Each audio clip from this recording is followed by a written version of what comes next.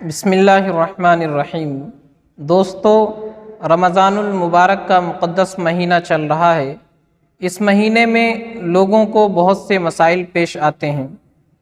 انہی میں ایک مسئلہ یہ ہے کہ کیا روزے کی حالت میں مسواک کر سکتے ہیں؟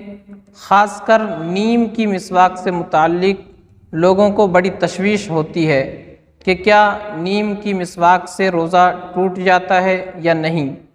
تو دوستو، مسواک کوئی سی بھی ہو، کسی بھی درخت کی ہو، چاہے خشک ہو یا تر ہو، اس سے روزہ نہیں ٹوٹتا ہے۔ روزے میں اس سے کوئی اثر نہیں آتا ہے اور روزے پر کوئی فرق نہیں پڑتا ہے، چاہے نیم کی مسواک ہو۔ نیم کی مسواک سے متعلق لوگوں کو اس وجہ سے خدشہ ہوتا ہے کہ اس کا ذائقہ محسوس ہوتا ہے منہ کے اندر، اس میں کڑواہٹ ہوتی ہے، تو اس لیے لوگوں کو زیادہ خوف ہوتا ہے۔ تو میرے عزیزو، ایسا کوئی مسئلہ نہیں ہے۔